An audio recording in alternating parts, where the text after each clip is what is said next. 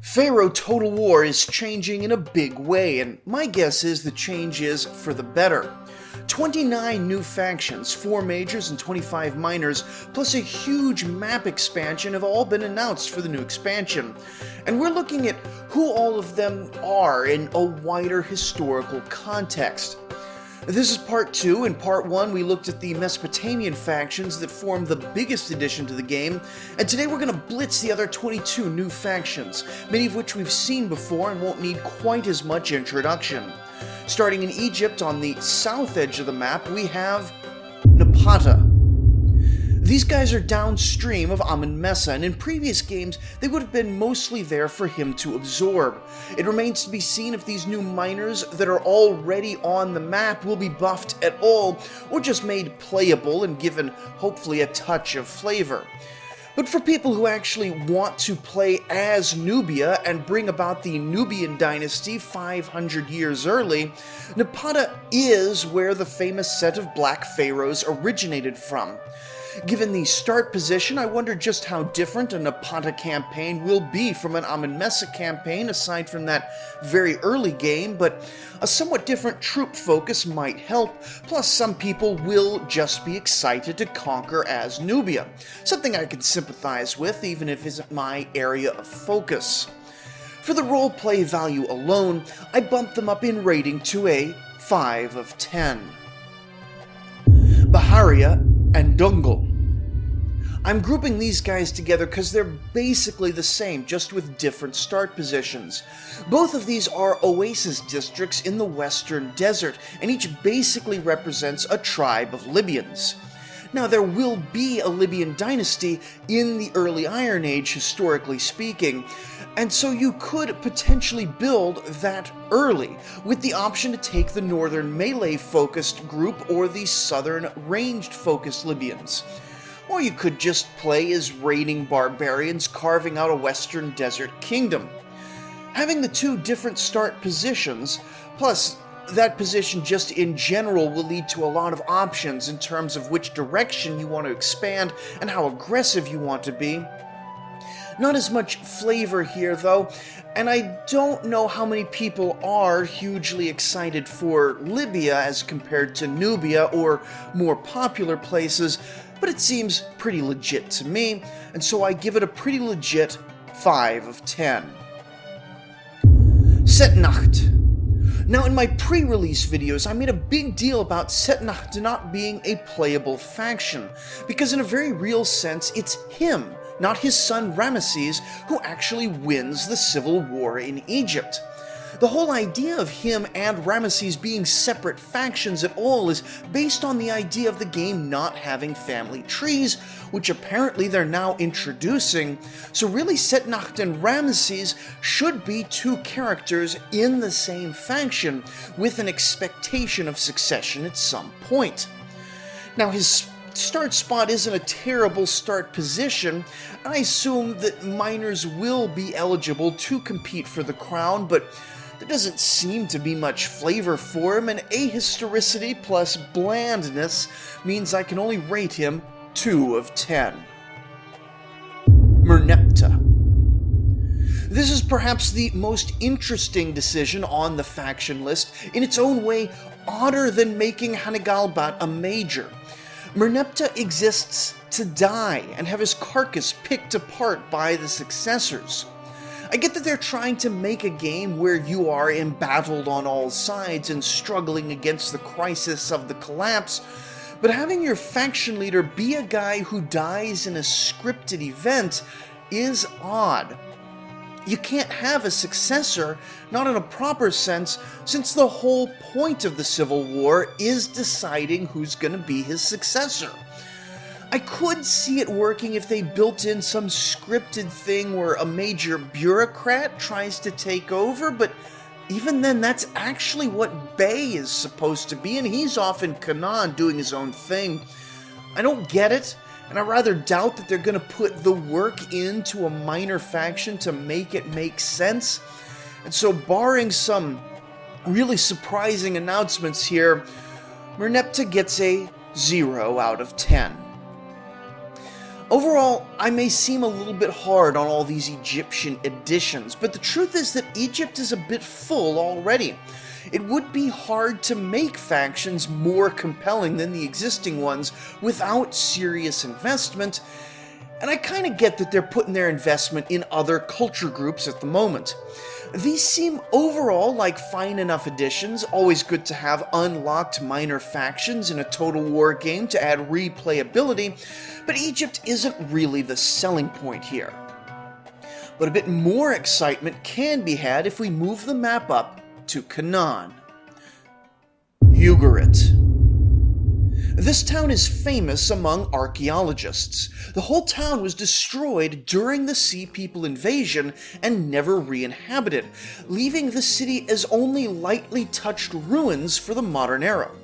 A ton of archaeological work has been done on the city, and it's our source for a massive proportion of what we know about urban Canaanite civilization.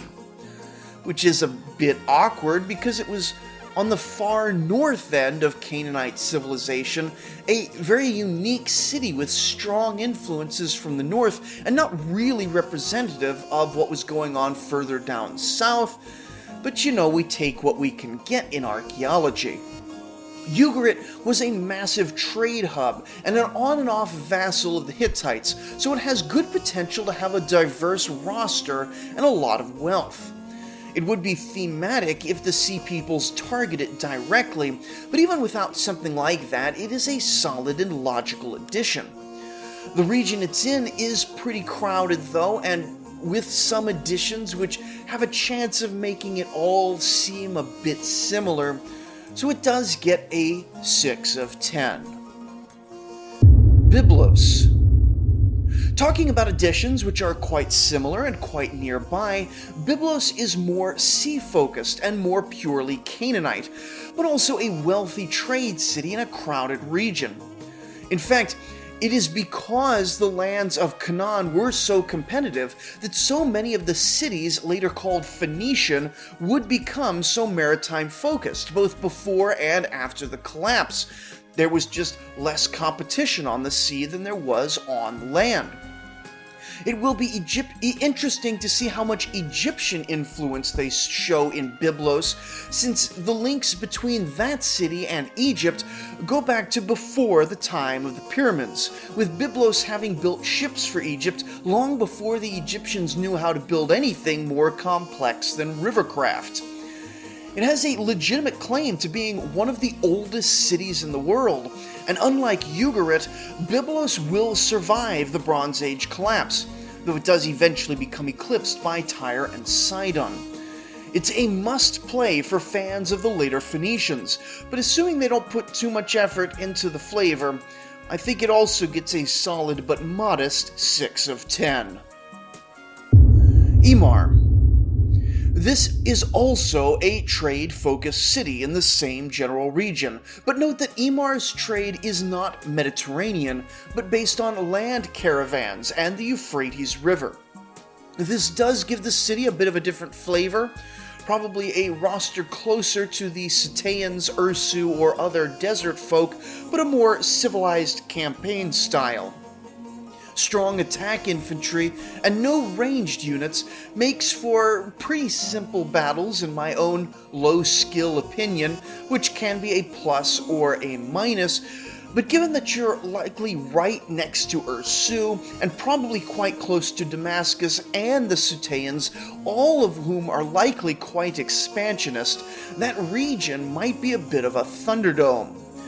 5 of 10 for scrubs like me, 7 of 10 for Thunderdome lovers. Damascus. Much like Emar, a desert-focused but quite civilized society. More of a territorial kingdom than a trade city, Damascus is actually quite an ancient city, and is probably the closest thing to a traditional kingdom we have among the Canaanite faction. Given the historical diversity of the region, that isn't a bad thing, but sometimes it is nice to have straightforward build and conquer objectives. Damascus is on the south end of the Ursu Thunderdome, so if the armies don't just pile drive you, there is room to expand south. Though the position is solid and traditional, the unit roster is a pretty high skill one, focused on ambushing and clever positioning without a solid front line or hammer to make solid contact with the enemy. Functionally, there probably won't be much flavor here, so it's likely to just be Emar with a slightly different roster. 4 of 10 for noobs like me, 7 of 10 for 360 no-scope pro gamers. Ashkelon. The last of our new Canaanite cities is the one with perhaps the most potential. You see, Canaan itself is a term related to the confluence of Western Semitic culture in the Levant with Egyptian culture, and Ashkelon is one of the most mixed cities in the region. Long an Egyptian garrison town and often one of the first stop-offs for a passing Egyptian army, Ashkelon is basically what Bay's faction is in principle, but Ashkelon comes by it honestly, while Bay belongs back down in Egypt. That aside, Ashkelon is perhaps most famous for being one of the 5 cities of the Philistines, called the Peliset among the Sea Peoples, but it isn't this at game start. Historically, the Peliset end up migrated into Ashkelon after Ramesses defeats them and needs somewhere to put them that is decently far out of Egypt but still under his control. Exactly how much Egyptian control remains in Ashkelon in 1200 is debated, but certainly more than pretty much anywhere else in Canaan. For having a lot of historical possibilities, I give them a 7 of 10. And before we leave Canaan, in the interests of being balanced, we should note the one glaring omission in their faction expansion. People continue to ask where Israel is in this game that continues to have armies marching back and forth across the Holy Land. And the answer is, they've omitted it. There are 4 main camps as to what the Israelites are doing at this particular moment in history. Some say they are already well into the period of the Judges and crawling all over the Holy Land. Some say they are either in Shechem or just about to cross the Jordan, or shortly after Joshua's invasion begins. A third camp will say that Moses is still wandering in the Beersheba region, and a fourth says that Israel never existed, the Exodus was fake, and no Jews existed at all until 800s BCE. While I suspect that CA is simply omitting them out of a highly understandable corporate moral cowardice, they are implicitly taking the fourth option as canon for Canaan, which is a fairly skeptical position. I do recommend you take a look at my Oldest Stories podcast, where I've spent a whole year's worth of episodes on early biblical history, carefully sorting the options of what can and can't be fully supported. For more on that, you can check out the relevant episodes in the description below. But just for the meme value, if nothing else, I would love an early Israel for some flavor in the game, though in truth I wouldn't want it introduced as a minor faction in a very crowded expansion, but as a full DLC with extensive story integration for divine favor as they campaign into the Bronze Age collapse. Because that's not in there, I do give them a negative 8 of 10. Moving north then, though not as far north as you might expect, we next get to the Hittite culture factions. And while I was going to complain that many of them are not Hittite culture factions, which is odd for them all being Hittite culture factions, the first of them, quite unusually, is Carchemish. The Hittite great kings ruled over a surprisingly small amount of land directly. Most of their empire was farmed out to a large number of vassals, well over 100 of them at the height of the empire, all reporting directly to the great king. Carchemish, however, was an exception. An ancient city in a strategic location for military logistics and trade between the Euphrates and Mediterranean, the great kings saw this as too great a prize to leave to vassals, and for the last 2 centuries or so, the city has been managed by a branch of the Hittite royal family as a direct part of the imperial domain. Carchemish would survive the collapse of the wider empire. The local ruler, who had Hittite royal blood in him, would declare himself to be the heir to the Hittite name. And by the time the Iron Age rolled around, people would think that Hittite really meant people from Carchemish and a scattered set of cities across northern Syria who retained the old imperial stylings, seemingly forgetting the Anatolian Empire of old. This is what you see in the Bible when they mention Hittites. Survive when all around you collapses, and maybe you too can rebuild the empire from its farthest flung outpost. It's a great story and a great starting location, even if it doesn't end up giving as much flavor as it deserves. 8 of 10. Alashiya. A bit less properly Hittite, though certainly part of the empire by the end, the main kingdom on the island we now call Cyprus was Alashiya. The Bronze Age was dominated by the trade in copper, and Cyprus was such an exporter of copper that the Greek word for copper comes from the name of the island, and of course our word for copper in English comes from Greek. Alashiya was the Saudi Arabia of ancient copper production, a wealth that they never seemed able to leverage into significant power for some reason, but I'm sure that you as the player can fix that. Plus, fun fact, ancient Cyprus used to have tiny elephants and hippos the size of large dogs. Now they're extinct at this point from overhunting, but look it up, it's really cool. Anyway, who wouldn't want to play as an incredibly wealthy island, insulated from most threats, able to turtle against the sea peoples, and then pick pretty much any direction on the coast and start your own invasions however you want? All it would really need to excel is some top-notch flavor, which I don't actually expect them to get, but it's my kind of start position, so I give them a 9 of 10. Malidiya. In the current Pharaoh map, these guys are on a mountainous edge, not super important. In the expanded map, these guys are on the direct, resource-rich mountainous pathway over which the Hittites and Assyrians can come into direct conflict. One of the most important battles of the late Bronze Age, the Battle of Nehriya, gets overshadowed by Kadesh but was super important in its own right and happened basically around here. Historically, this region was more often called Isua, and was a heavily Hurrian part of the Hittite Empire, at least when it wasn't busy breaking off to form its own Hurrian kingdom. Really, Isua has too much drama to properly summarize here, but it is in a pretty empty part of the map with good mid-game access to Canaan, Anatolia, or Mesopotamia once you've built a foundation in the mountains. Lots of promise and lots of heavy infantry, so a solid 8 of 10. Sangarian Phrygia. This one I'm a bit confused on. The Phrygians will become a major player in central Anatolia in Greek times, but they haven't arrived yet.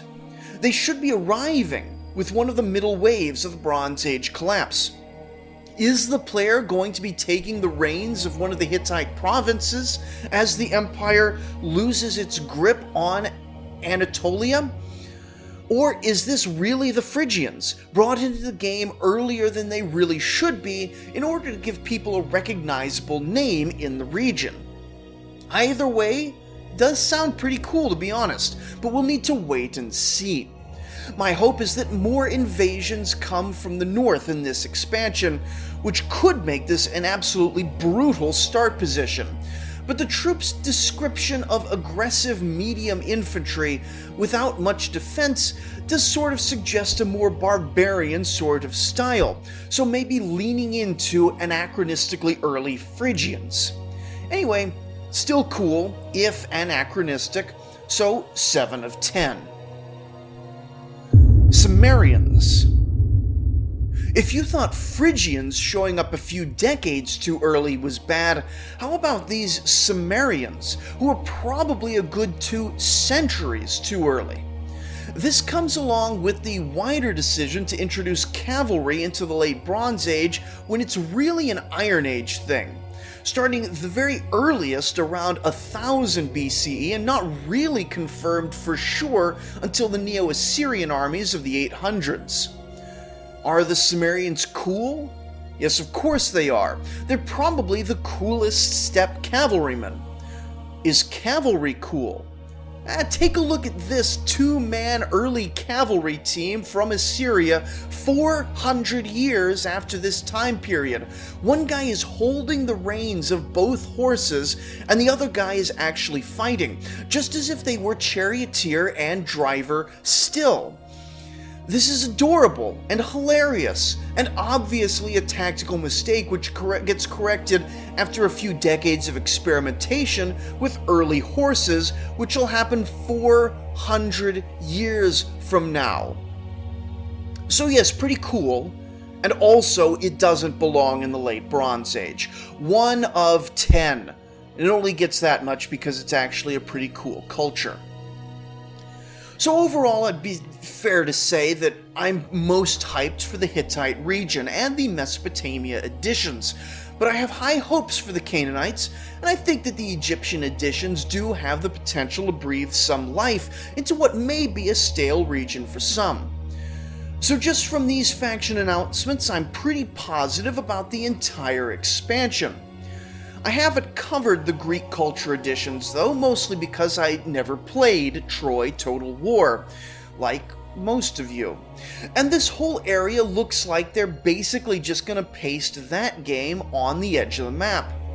Which seems fine enough if you like the region, you're already gonna play it, and if you care about something else, it may still be worth giving it a try. I don't really know, but for the sake of completeness, let's lightning round this. Troy.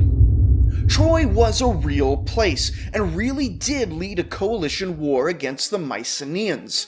The wider Trojan War narrative, if there is any seed of history at all, is basically layer upon layer of fan fiction, if not an outright invention in its entirety. But it is a good story, and it's good to see West Asia in the game. 5 of 10. Mycene. Also a real place, though most of our historical evidence actually suggests that it is either well in decline by 1200 or already caught up in the Bronze Age collapse, which started a few decades earlier in this region. Will that be reflected in the gameplay? No idea. Sounds like they're just copy-pasting the Trojan War and setting it a few decades later than it really belongs. Aeolia. Some Greek islands and coastal settlements around Troy. Probably starts on the Isle of Lesbos, which will make for some good memes. You like Greek islands? Start with these guys. 5 of 10. Boeotians.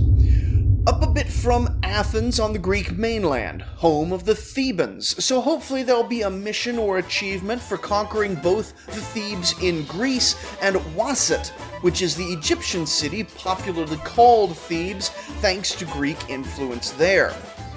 Mainland Greece is cool, I guess. 5 of 10. Lydia. Not actually Greek, these were native Anatolians speaking an Anatolian language. And for that matter, the Trojans weren't actually Greek either. They were also Western Anatolians, similar to the Lydians. Of course, the Greeks would come to slowly colonize Western Anatolia through and after the Bronze Age collapse, and Lydia would become Hellenized eventually, but at this point it is one of the small kingdoms that had been at the fringe of Hittite control and is now breaking free to build their own empire. 5 of 10. Ithaca. A tiny island on the far distant edge of Greece. It's an edge starting position, but it looks like it would be a long and miserable odyssey to get anywhere from there. Home of Odysseus, of course, so that is cool, but it doesn't seem to have much else going for it. 5 of 10. Thrace. Given how little space there is in the actual region of Thrace, this is going to be basically Byzantium with barbarian flavor. Hopefully there aren't tons of northern barbarians coming in to reenact the Dorian invasion and the Bronze Age collapse for Anatolia, because Thrace would get totally crushed underfoot, being basically the first stop for all entering Doom stacks. 5 of 10. And there we have it. Now you have a better sense of all the new factions in the new expansion, and even though we ended on a bit of a down note, hopefully you're still hyped for this. Because there is genuine cause for hype now, more than any time since Pharaoh's announcement. Grab the game while it's still cheap, get a few games in under the classic campaign, and get ready for the full experience as I think it was always intended to be. Make sure to like and subscribe for more ancient Near Eastern history and occasional Pharaoh coverage. Leave a comment down below if you want me to try and cover more stuff, and if this keeps the game alive and people are watching this content this go around, I do have a decent list of lore vids that I still want to produce, as long as there's an audience for it. Thank you for listening.